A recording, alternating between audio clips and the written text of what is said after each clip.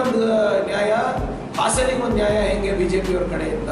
JP Nadda ಅವರು ಹೋಗಿ ಅಲ್ಲಿ ಸಂತ್ರಸ್ತರಿಗೆಲ್ಲ ಭೇಟಿ ಆದ್ರಲ್ಲ ಹುಬ್ಳಿನಲ್ಲಿ, ಹಾಸನಲ್ಲಿ ಯಾವಾಗ ಹೋಗ್ತಾರೆ? ಮಂಗಳಸೂತ್ರದ ಬಗ್ಗೆ ಮಾತಾಡ್ತಾ ಇದ್ರಲ್ಲಿ ಬಿಜೆಪಿಯವರು. ಎಲ್ಲೋಯ್ತು ನಿಮ್ದು? ಇವತ್ತು ಏನು ಸಂತ್ರಸ್ತರಿದ್ದಾರೆ ಅವರೆಲ್ಲ ಯಾವ ಸಮಾಜಕ್ಕೆ ಸೇರಿದವರು, ಯಾವ ಧರ್ಮಕ್ಕೆ ಸೇರಿದವರು? ಅವ್ರ ರಕ್ಷಣೆಗೆ ಯಾಕೆ ಬರ್ತಿಲ್ಲ? ಎಷ್ಟು ಜನದ ಮಂಗಳಸೂತ್ರ ಹಾಳು ಮಾಡಿದ್ದಾರೆ ಇವತ್ತು ಇವರು. This video is sponsored by Mahalakshmi Jewelers, Manoor Multi-Speciality Hospital, KVN University, Shaheen Group of Institutions, Surat Khazana, Al Sharia Group of Institutions, Curl.fit, Big Neuropsychiatry Hospital, and by Alimi Public School. A1 Revanna ಅವರಿದ್ದಾರೆ, A2 Prajwal Revanna ಅವರಿದ್ದಾರೆ. ಅದು ಕೆಲವು ವಿಷಯಗಳು ತಾವು ಕೇಳಿದ್ರೆ ಅಸಹ್ಯ ಅನ್ಸುತ್ತೆ. ಇವರೆಲ್ಲ ಧರ್ಮ ರಕ್ಷಕರಂತೆ, ಇವರೆಲ್ಲ ಮಹಿಳೆಯರ ಮಾನ ಮರ್ಯಾದೆ ಕಾಪಾಡೋರಂತೆ. ಹಗುರವಾಗಿ ಮಾತನಾಡ್ತಾರೆ ಗ್ಯಾರಂಟಿಗಳ ಬಗ್ಗೆ, ಮಹಿಳೆಯರಿಗೆ ಸ್ವಾಭಿಮಾನದ ಬದುಕು ಸಿಗುವಂಥ ಗ್ಯಾರಂಟಿಗಳ ಬಗ್ಗೆ ಹಗುರವಾಗಿ ಮಾತಾಡ್ತಾರೆ, ಮಹಿಳೆಯರ ಬಗ್ಗೆ ಹಗುರವಾಗಿ ಮಾತಾಡ್ತಾರೆ. ಎಲ್ಲಿದ್ದಾರಪ್ಪ ಇವಾಗ? ನಿನ್ನೆ ಎಲ್ಲ ಕಡೆ ಮೋದಿಯವ್ರ ಭಾಷಣದಲ್ಲಿ ಹುಬ್ಳಿ ಪ್ರಕರಣದ ಮಾತಾಡಿದ್ರು, ಹಾಸನ ಪ್ರಕರಣದ ಬಗ್ಗೆ ಯಾವಾಗ ಮಾತಾಡ್ತಾರೆ?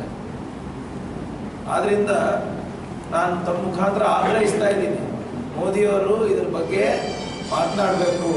ನಡ್ಡಾ ಅವರು ಎಲ್ಲ ಸಂತ್ರಸ್ತರ ಮನೆಗೆ ಹೋಗಿ ಬರಬೇಕು. ನಿಮ್ಮ ವಿಜೇಂದ್ರ ಅವರು, ಅಶೋಕ್ ಅಣ್ಣನವರು ಎಲ್ಲ ಕಡೆ ಹೇಗೆ ಪ್ರತಿಭಟನೆ ಮಾಡಿದ್ರು, JDS ವಿರುದ್ಧ ಪ್ರತಿಭಟನೆ ಮಾಡಬೇಕು. ಎಲ್ಲ ಕಡೆ ಎಲ್ಲ ಕಾನ್ಸ್ಟಿಟ್ಯೂನ್ಸಿನಲ್ಲಿ ಮಾಡಬೇಕು. ಹೋಗಿ ನಿಮ್ಮ ನ್ಯಾಷನಲ್ ವುಮೆನ್ಸ್ ಕಮಿಷನ್ ಇದೆಯಲ್ಲ ಅದ್ರ ಮುಂದೆ ಪ್ರತಿಭಟನೆ ಮಾಡಬೇಕು.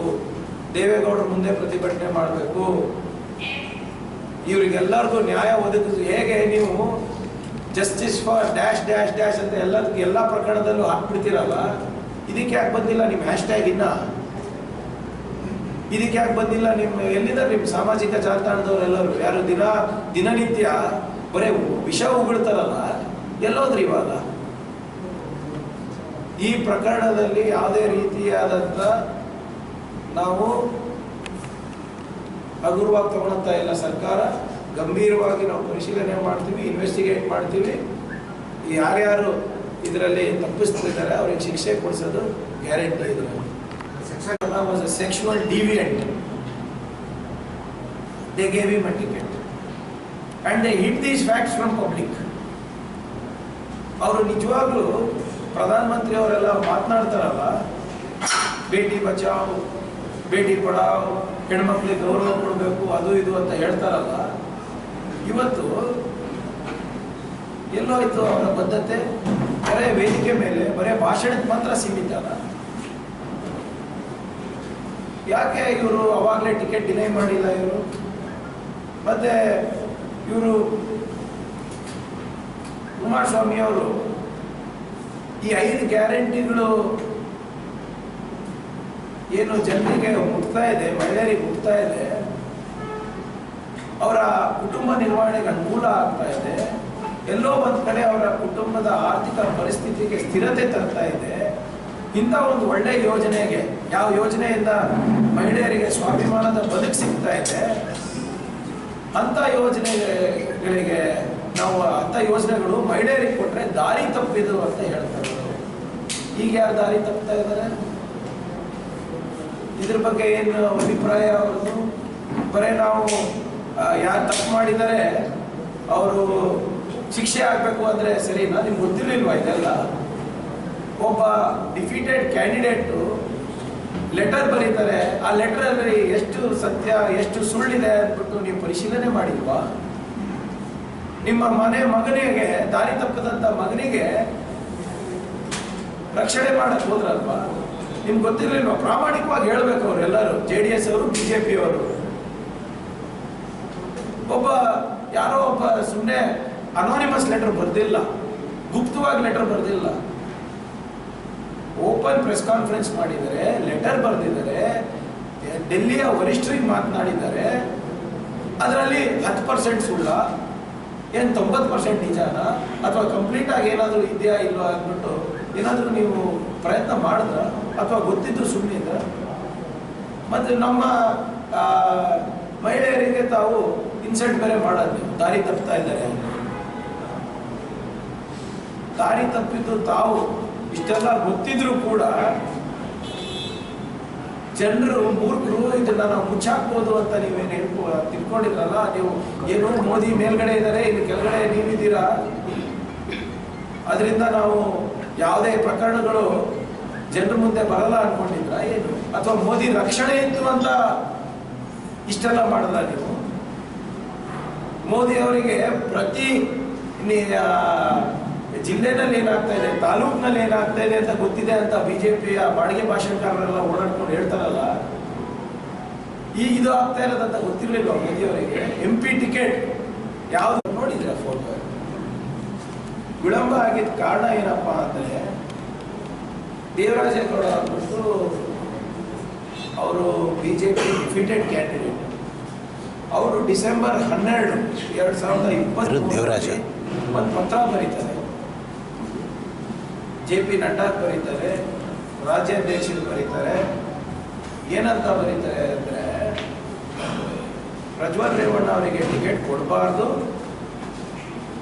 ಅವರ ನಡವಳಿಕೆ ಸರಿ ಇಲ್ಲ, ಸಾಕಷ್ಟು ಮಹಿಳೆಯರಿಗೆ ಲೈಂಗಿಕ ಕಿರುಕುಳ ಕೊಟ್ಟಿದ್ದಾರೆ, ಅವ್ರಿಗೆ ಕೊಡಬೇಡಿ ಅಂತ ಬಹಿರಂಗ ಪತ್ರ ಕೂಡ ಬರೀತಾರೆ.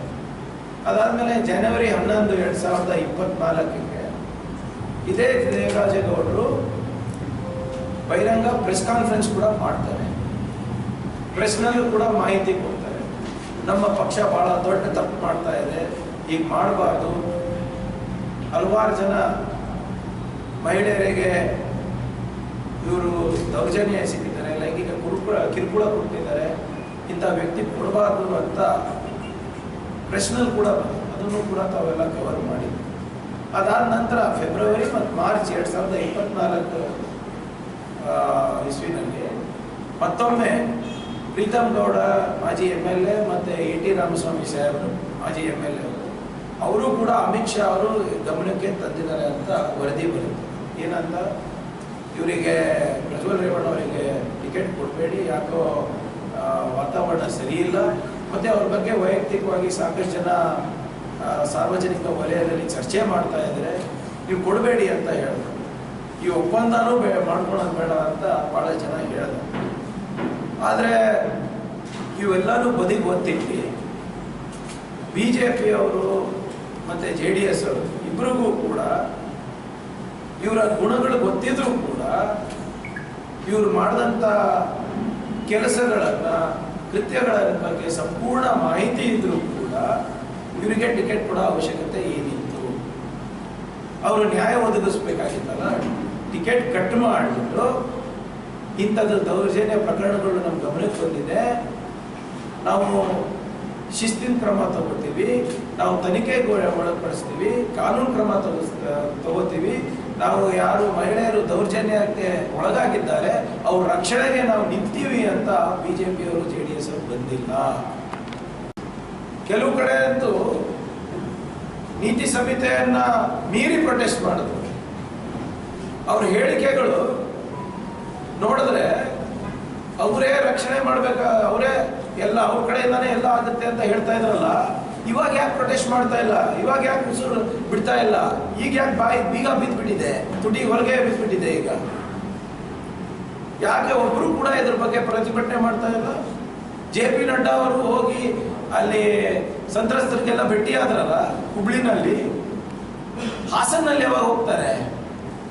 ಹಾಸನಿಗೆ ಹೋಗ್ಬೇಕು JP ನಡ್ಡಾ ಅವರೇ, ತಾವು ಅಶೋಕಣ್ಣ ಅವರೇ ತಾವು ಹೋಗ್ಬೇಕು, ವಿಜೇಂದ್ರ ಅವರೇ ತಾವು ಹೋಗ್ಬೇಕು, ತಾವೆಲ್ಲರೂ ಹೋಗಿ ಅವರಿಗೆ ಧೈರ್ಯ ತುಂಬಬೇಕು. ಮೋದಿ ಅವರು ಇದ್ದಾರೆ ನಿಮ್ಮ ಜೊತೆ ಅಂತ ಹೋಗಿ ಹೇಳ್ಬಿಟ್ಟು ಬನ್ನಿ. ಯಾಕೆ ಅನ್ಸ್ತಾ ಇದ್ದೀರಾ? ನೀವೇ ತಾನೇ ಎಂಡೋರ್ಸ್ ಮಾಡಿರೋದು ಕ್ಯಾಂಡಿಡೇಟ್ನ. ಆದ್ರಿಂದ ಇದಕ್ಕೆ ಉತ್ತರ ಕೊಡಬೇಕಾಗಿರೋದು BJP ಅವರು JDS ಅವರು ಸೇರಿ ಎಲ್ಲ ಜಂಟಿ ಶಲ್ಯ ಹಾಕೊಂಡು ತಿರುಗ್ತಾ ಇದ್ರಲ್ವಾ, ಈಗ ಯಾಕೆ ದೂರ ಉಳಿತಾ ಇದ್ದಾರೆ? ಮತ್ತು ನನಗೇನೋ ಅನುಮಾನ ಬರ್ತಾ ಇದೆ.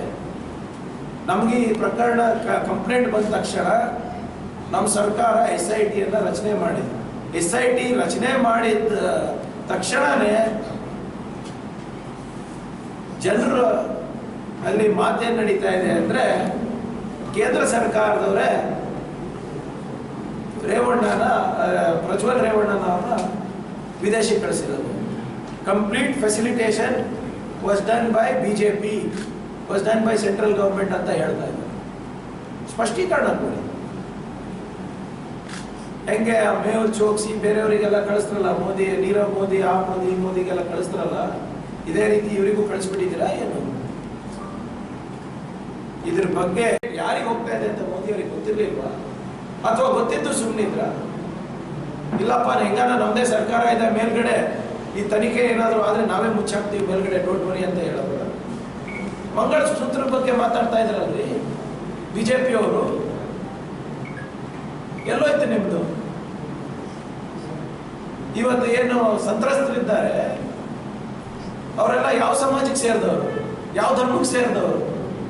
ಅವ್ರ ರಕ್ಷಣೆಗೆ ಯಾಕೆ ಬರ್ತಿಲ್ಲ? ಎಷ್ಟು ಜನದ ಮಂಗಳಸೂತ್ರ ಹಾಳು ಮಾಡಿದ್ದಾರೆ ಇವತ್ತು ಇವರು? ಮೋದಿ ಅವರು ಉತ್ತರ ಕೊಡಬೇಕು. ಕರ್ನಾಟಕದಲ್ಲಿ ಇದ್ದಾರಲ್ಲ, ಸುಮ್ಮನೆ ಸ್ಟೇಜ್ ಮೇಲೆ ನಿಂತು ಭಾಷಣ ಹೊಡೆಯೋದಲ್ಲ, ಒನ್ ಸೈಡೆಡ್ ಭಾಷಣ ಹೊಡೆಯೋದಿಲ್ಲ. ಇಳಿದು ಪ್ರೆಸ್ಸಲ್ಲಿ ಮಾತಾಡಿ ಹೇಗೆ ಏನಾಯ್ತು ಅಂದ್ಬಿಟ್ಟು. ಈಗ ಯಾರು ಮಂಗಳಸೂತ್ರ ಕಾಪಾಡಬೇಕಾಗಿರೋ ಧರ್ಮ ಯಾರ್ದಪ್ಪ ಈಗ? This video is sponsored by Mahalakshmi Jewelers, Manu Multi Speciality Hospital, KBN University, Shaheen Group of Institutions, Surat Khazana, Al Sharia Group of Institutions, Curl.fit, Big Neuropsychiatry Hospital, and by Alimi Public School.